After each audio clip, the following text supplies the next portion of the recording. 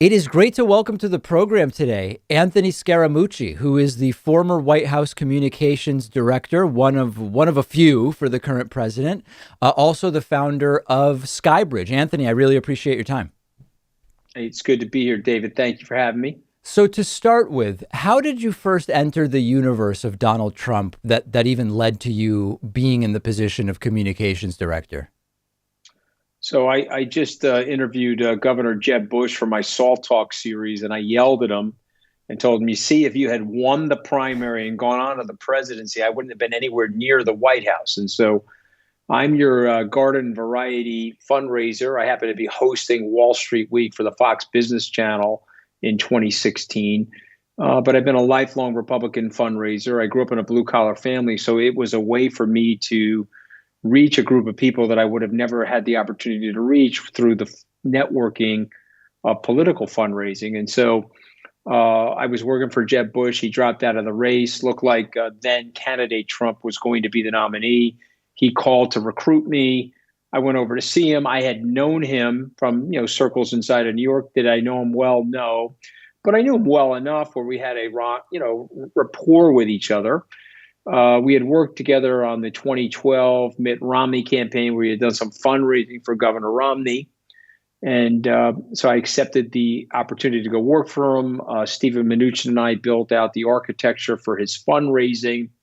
And then when he won, I was originally supposed to be his OPL director, but then Reince Priebus and Steve Bannon didn't want me in the White House. So they pulled sort of a Washington two-step. I then called President Trump, and this is one of the classic mistakes, and it's a good learning lesson for your listeners.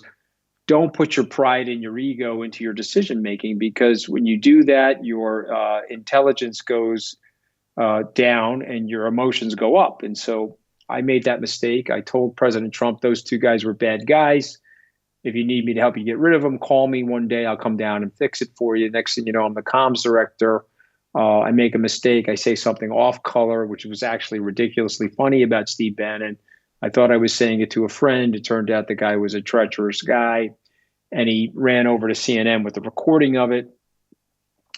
I got fired, and frankly, I deserved to be fired. I shouldn't have put the president or the administration in that situation.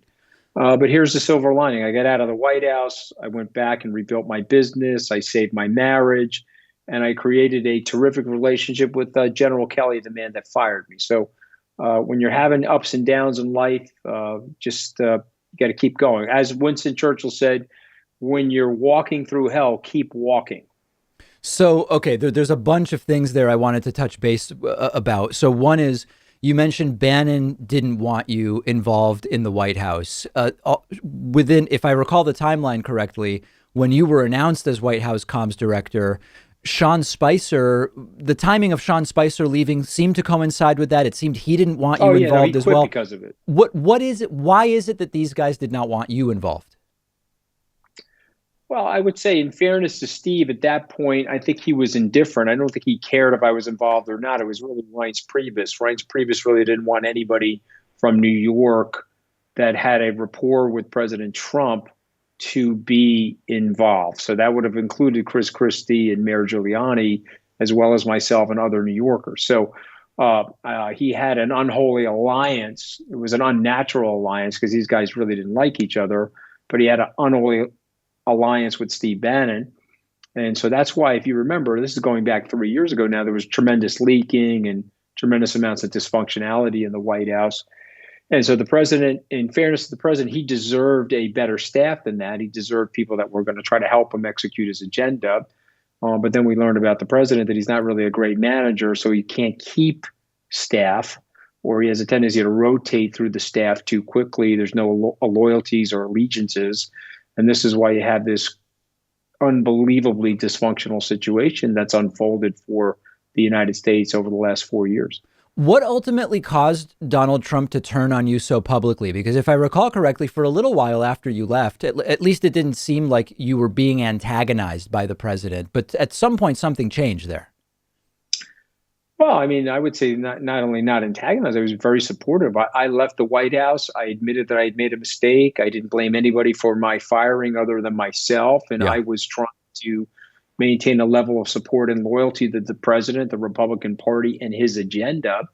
But listen, I'm running a business. I've got to be objective. He's separating women from children and putting them in cages. I'm sorry, I can't subscribe to that.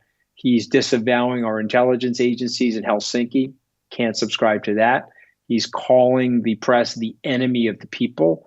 I mean, it's in the First Amendment, David, for a reason. I can't subscribe to that. I actually wrote an op-ed in April of 2019 explaining why the press is not the enemy of the people. But I think the piece de resistance for me was he went after the four women in the Congress, known as the Squad. Some of them are African Americans. One is a Muslim American. One is a Hispanic American. He said that they should go back to the countries that they originally came from. Three of them were born in the U.S. One was a naturalized citizen. All four were democratically elected to our Congress. That's a ridiculous, racist, nativist trope. And frankly, David, they used to say that to my Italian American grandparents 100 years ago, to go back to the country that they originally came from. And as I told Mayor Giuliani, I'm not going to disavow my personal integrity. I'm not going to disavow my family's history in the United States by supporting that kind of behavior. So I was on the Bill Maher show. I was trying to defend him on the economy and some of the policies and deregulation. I'm asked about that. I said, no, that's racism. He should not do that. So then he started to attack me. That's no problem. I'm a big boy. If you want to attack me, I'm a public figure. I know how to handle myself. I attacked him back. I think I called him Fidel Adolf Trump. I tried to get the fat shaming in there, the notorious FAT with the dictatorship that he's trying to run. He didn't like that. He hit me again. So I hit him. And then he did what he classically does, because he's a complete lowlife. He starts going after my wife. And so, listen, my wife and I had personal problems. We almost got divorced as a result of me working for him. I mean, she dislikes him. She probably doesn't dislike him as much as Melania Trump dislikes him, but I mean, she's up there. And so, what can I tell you? He goes after my wife. I mean, now we're in a cage match. Yeah. I'm not Ted Cruz. I'm an Italian kid from Long Island. You don't go after my wife. And so the fight started. I don't know. We'll have to see. November the 3rd will be an interesting referendum for the country and for Mr. Trump. We'll have to see what happens, but I think he's going to get destroyed in that election. So help me understand, although it was not a long time, but when you were in the role of White House communications director, from the outside looking in, we see the constant lying from Donald Trump, and then we see people who are brought in who never will say it was a lie. They have to sort of clean it up. We see it with Kayleigh McEnany. We've seen it with others. What is going on behind the scenes in terms of, are you all amongst yourselves saying, this guy's lying, how do we clean it up? Or is there, while people are in the role, you kind of put on a veneer where you don't even admit to yourself that you're defending lies? Well, I wasn't there long enough, and I only did one press conference, and you could go back and look at the press conference. I didn't lie at all in the press conference. In fact, no. I mean, and to clarify, I mean, in like observing what it's like when he's constantly lying in public and people have to clean it up. Well, yeah. I mean, there's great frustration related to that. I mean, I was only there for 11 days, but I can tell you, we were preparing a speech. He steps into the Rose Garden. It's actually a very good number for him. I don't remember exactly what it was about, but the number was 86%. He goes into the Rose Garden. He says it's 90%. He comes back into the Oval Office. So why did you say it was 90%? I mean, 86% was a great number. Oh, no, I said 90. 90 is a better number. So, well, it actually isn't, because now you're going to get 4 Pinocchios from the Washington Post, and it's going to add to this litany of lies. It's not a good reflection on you. He doesn't care. I mean, his point is, he's been lying in real estate. He's been lying in business. He's been lying to his wives. He's been lying to his children. And so his point is, I've gotten away with it for so long. Let me double and triple down on the lie. And if you really study propaganda, what does Joseph Goebbels say about the lie? The bigger the lie, the more astounding it is, the more you can get people to believe it. And so he's got a group of willing acolytes that will accept what he is saying, even though you can prove to them that it's a lie. They'll accept what he's saying. And so for that and so many other reasons, he's got to go, and we're working super hard to make that happen. So yesterday there was an article in Vanity Fair by Gabriel Sherman where Gabriel says that Don Jr. in particular is very worried about the last 48 hours, worried about the Corona caravan around Walter Reed, worried about the tweets, and that he doesn't want to be the only one to go in and confront Donald Trump and say this has to stop. My question is, are people afraid of those confrontations? Because when you hear Trump say the 1917 flu for 6 months, it's like, does nobody go in and say it's 1918? When he says plasma instead of plasma for 6 months, is that because people are afraid to go in and say, Mr. President, you're saying this wrong, this is not right? Well, I mean, they may say it to him, he'll either ignore it, or they may just not say it to him because they don't want to get fired. So Right. what he's done in October of 2019, someone came to my office at Skybridge, a senior cabinet official, a recognizable name globally, sat on my couch and said, hey, this is going to be really bad. I said, well, why is that? Well, he can't manage anything. And he's got everybody inside the executive branch fearing that they're going to be humiliated on Twitter, or he's going to fire them in this public display of humiliation. And so they're not doing anything. They're all holding back, and they're not coordinating with each other. And so you need Treasury sometimes to help Justice, and Justice sometimes to help the Department of Homeland Security or the Pentagon to help state, and everybody's frozen. There's no mechanisms inside the White House or at the cabinet level that's creating a symphony of communication among these departments and cabinet sub-agencies and so forth. And so if there is a crisis, we will be immobilized at the top of the government. We won't be able to handle the crisis. I actually thought the crisis was the Soleimani strike. When that happened in January, which now seems like 1,000 years ago, I was looking at that, thinking of what that senior cabinet official said to me in my office. I said, oh my God, this is going to be it. Thankfully, cooler heads prevailed there.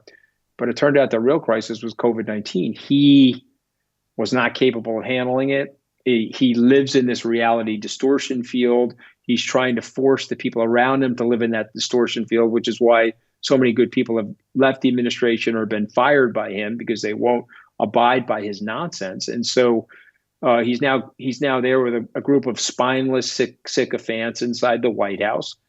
And he's lying through his teeth. He lied about the science. He lied about mask wearing. He couldn't coordinate a unified strategy with the states to bring down the virus. And so the great irony is the economy, which was the cornerstone of his reelection campaign, because of his malfeasance and his malpractice and his poor decision making, he destroyed the economy. And so we're sitting here right now. We've got a guy who's incompetent. We have a guy that is overcompensating for something.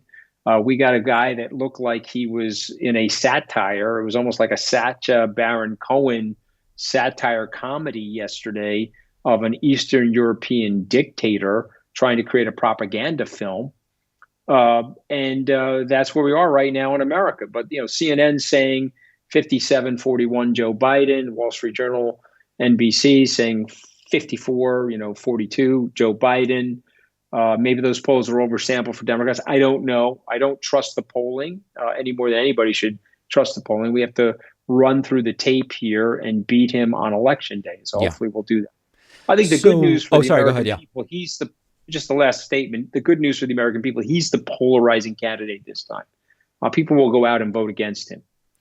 When we look back at video of the president speaking publicly over the last several years, there seem to be sort of like two different Trumps that sometimes show up. There's what sometimes people would refer to as upper Trump, the dilated pupils, sweating, speaking very fast, etc. Sometimes there's what looks kind of like a depressed Trump, speaking slowly, etc. A lot of speculation about this. To your knowledge, does Donald Trump use or abuse prescription or non-prescription or any kind of substances of any kind? I've never seen that. There's a few people on the internet, Noel Kassler, that says he has seen that. And so, I'll take him at his word for that. No, he's a good guy. I've met him. I have never seen it. And that's not me saying he doesn't do it. I don't know it firsthand if he's done it or not. If you ask me a different question, if you said observationally, does he look like he does stuff like that? The answer is yes. But I have never seen it personally. So it's not something I want to accuse him of. When you were at some point previously, I don't have the exact note in front of me, but you've maintained that Donald Trump is a smart person, but may have an undetected learning disability. Yeah, Can that you I believe. can you talk a little bit about the ways in which you see him as smart? Well, let me stipulate this, and this is something Bill Clinton said many years ago. If you make it to the American presidency, prima facie, you're smart. It's just like if you're a Super Bowl winning quarterback. Well, guess what? You're a good quarterback. You're in a top tier league, and so uh, he has very good political instincts. He probably has an undiagnosed learning disability. He has difficulty reading. And so what you find from people that have ADHD or learning disabilities, they assimilate information differently. And so if I'm blind, I can hear better. But if I'm deaf, perhaps I can see better. And so you have accentuated other faculties. I think he's pretty good at reading the situation. I think he's pretty good in terms of optics of a situation. He's a boastful communicator. So there's a lot of overcompensation as a result of his deficits, which led him to the presidency. But unfortunately, unlike a Richard Branson that has these issues, who has a lot of self-confidence and therefore can manage things, Mr. Trump has no self-confidence. He has a weird insecurity. You would say, Jesus, somebody that's been so successful and somebody that has gotten to be the American president, you would think that they would be more secure of themselves, but he's actually not. And so a result of which he can't be in the presence of super smart people, it creates a lot of self-loathing in him. And then he starts to pick on those people and dismantle those people. He's a modern day Inca, David. He believes in human sacrifice of the professional kind. So he'll take somebody like Rex Tillerson. He'll see how talented he is. He says, oh my God, let me throw him in the volcano of my own personal self-hatred. And so ultimately, he is the modern LBJ. His self-loathing and his lack of discipline and his obstinance is going to lead to his demise. And so he's in a quagmire that he doesn't have the skill or the personal dexterity or the flexibility to get out of. And, if you can never admit you're wrong, if you can never change course direction, then ultimately, through your own ridiculousness, you paint yourself into a corner that you can't get out of. Last thing I want to touch on, if Donald Trump were to lose in November, there has been all sorts of speculation of he will try not to leave in this way. He will try not to leave in that way. The military might have to step in. He's going to use the courts, so on and so forth. What is actually the most likely path forward for his behavior if indeed he loses in November? Because I think there's the possibility that something very different happens, which is he just disappears. Yeah. Well, I'm in the disappearing camp, and I think there's always a tell with Donald Trump. So, you've never lived, David, until the president of the United States is calling you an unstable nut job on Twitter, which he's called me. I mean, there's no living like that. But that's projection. He's the unstable nut job. So when you find his criticisms of others, you can see the self-hatred in himself. And so he projected a tell about 2 weeks ago at one of his rallies. If I quote unquote lose to this guy, Right. you'll never see or hear from me again. And I believe that. And so he'll be trounced. He's just saying all of that disinformation and all that stuff to try to dispel people from voting. It's copyright by Russian active measures and Russian KGB. It's almost as You if a believe that. Russian You believe bot that's has what's written. going on. He's a useful idiot. I don't necessarily think he is an agent for the KGB, but if you look at his Twitter feed or you look at some of his shenanigans related to the sanctity of our electoral process, that's right out of Vladimir Putin's playbook. I mean, it's right out of what a KGB person would say. Go look at his Twitter feed. It looks like it was copywritten by the GRU, the Special Forces unit inside of Russia. That's all about propaganda. So, look, this is a complete anomaly for the country. We elected a demagogue. We thought we were getting a seasoned business person who was going to do some disruptive things and possibly be a post-partisan president. But we got a red tribal leader that's in a great culture war, that doesn't have the intellectual curiosity to do the job properly. And he's lied about the science. So he got caught where unfortunately on his watch, there was a global crisis that he was not capable of handling. And I hope that'll cause the end of him, meaning he will leave and he will leave unceremoniously. But to your point, he will slink away and just disappear. Trust me, if he loses 57-41, he's not starting his own network or perpetuating the reality band show or the reality rallies around the country. He'll have no standing politically, and it'll be an embarrassment to him. We will know very soon. We've been speaking with Anthony Scaramucci, who's former White House communications director, also the founder of Skybridge. Really do appreciate your time today. Good to be here, David. Good luck. Let's talk again after the election.